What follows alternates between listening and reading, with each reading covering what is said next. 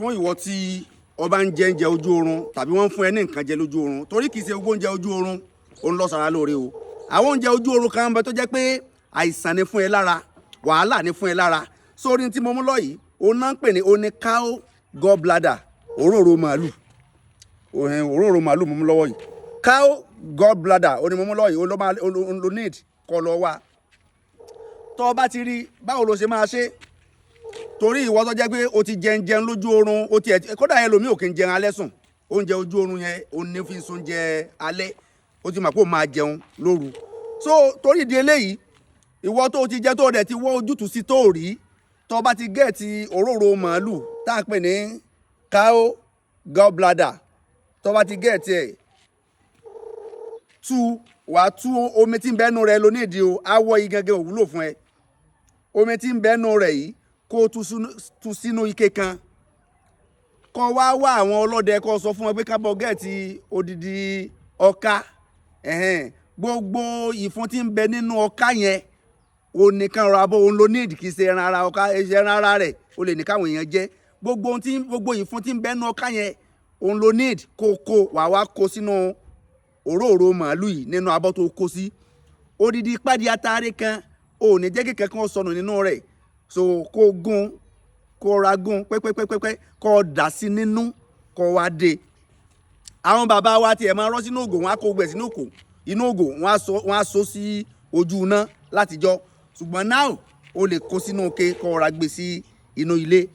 ẹni tó ṣiṣẹ́ fún pọ̀ ó ṣiṣẹ́ fún inú rírun ordinary inú rírun tá a pè ní ordinary yẹn ó lè pààyàn o tàbí ẹni tó jẹ nǹkan lójú oorun tàbí ẹni tó jẹ nǹkan lójú ayé gan ó ṣiṣẹ́ fún un so kó tó di pé màá ṣàlàyé bí wàá ṣe máa lò ó mo fẹ́ kó gbọ́ testimony yìí. ẹ sọ lọ mo ní kí ní àgùnmu yìí ṣé mo lè máa lò ní everyday àbí tí wọ́n ti lò ní ọjọ́ mẹ́ta yẹn kí n stop because àná tí mo lò at least èmi ọgàn wàláì mo rí yàtọ̀ wàláì wáyé pé because ẹgbẹ́ kan fẹ́ máa dùn mí níbi ẹgbẹ́ right báyìí then even gangan ìtọ̀ mi ọgàn tẹ́lẹ̀ tí bá máa tọ́ báyìí ó máa ń pé kí ni bọ̀ ìtọ̀ mi ò float mo ìfẹ́ àdùnnà mo dẹ̀ tún láwọn nǹkan post pé bóyá wọ́n ti detect gbàmù ní post but at least ọkùnrin tábàdì gbọ́dọ̀ dàgbà sí gbọ́n kí ni náà ló fẹ́ máa yọjú but mo rí pé ìwọ̀n mo ìtọ̀ yẹn ó yàtọ̀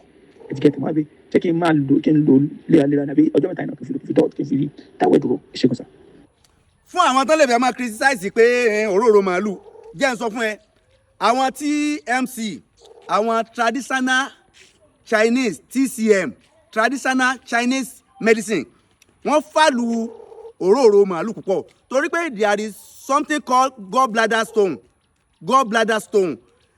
àwọn òkúta tí máa ń wà nínú òróró tí èèyàn bá rí títí inú òróró màálù gbogbo olójú àìsàn tí ò wo ọdẹ wọn òkúta yẹn ọwọn ní Asia iye tí wọ́n ń ta téèyàn bá òkúta tí ó bá wà nínú òróró màálù téèyàn bá pàdé ní Asia country wọ́n ń ta òkúta yẹn wọ́n fi ṣe déédéé òṣùwọ̀n gold tó jẹ́ raw gold wọ́n ń ta téèyàn bá rí bá òkúta àwọn gallbladder stone títí màálù téèyàn bá pàdé so bíi almost $30,000 $25,000 ó ní wọ́n ń tà torí pé ó ń wo stroke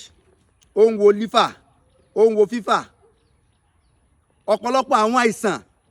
tó ṣòro láti lé kúrò lára ó ní gallbladder stone tó jẹ́ títí màálù ó ní ń wò so torí ìdí eléyìí fún ẹnìkan láti sọ pé òróró màálù láti criticize ẹ ló jẹ́ kí n sọ yẹn so kò sí cause kankan fún wa láti sọ pé bóyá ká criticize pé òróró màálù sọ wá lè ṣerú sẹ́yìn má fojú di nǹkan o wọ́n lọ gbìyànjú ẹ̀ wò kọ́ dẹ̀ try rẹ̀ bí mo ṣe ṣàlàyé rẹ̀ yẹn gẹ́lẹ́ ìwọ ṣe òróró màálù yẹn dà sínú ike kan gbogbo ìfun tí ń bẹ nínú ọká ẹ kó gbogbo ìfun yẹn ẹ má ṣe kan kù ẹ kó sínú òróró màálù yẹn pàdé atare kan ẹ má jẹ́ kẹ̀kẹ́ kan sọ̀rọ̀ mbẹ́ ẹ gún pẹ́pẹ́pẹ́pẹ́ kì í ṣe dandan kó kúnná lẹ́bùlẹ́bù ẹ má jẹ́ kì í ṣe dandan kó kúnná ẹ dà sínú rẹ̀ ẹ dé pa síbí kan ni tó bá ti di pé o sùn o jẹ nǹkan lójú oorun mo síbí kan ẹ pa ni a neutralize gbogbo jẹkújẹ tán ti fún ọ lójú oorun yẹn a neutralize ẹ dànù ẹ pa ni inú wa run ọmọ kan nínú ilé kíní kan nu oògùn inú rírun tó dájú ni tó dáa ni oògùn inú rírun tó dáa ni bọ́yá àwọn wa jẹ nǹkan lóde o ti hàn tí o tàbí orí tracy pé wọ́n fún ọ ní nǹkan jẹ mu síbì kan níbẹ̀ pẹ̀lú àṣẹ ọlọ́run ó máa neutralize ọlọ́run jí ọba wa lára mu asalaamualeykum wa rahmatulahi wa barakatuh.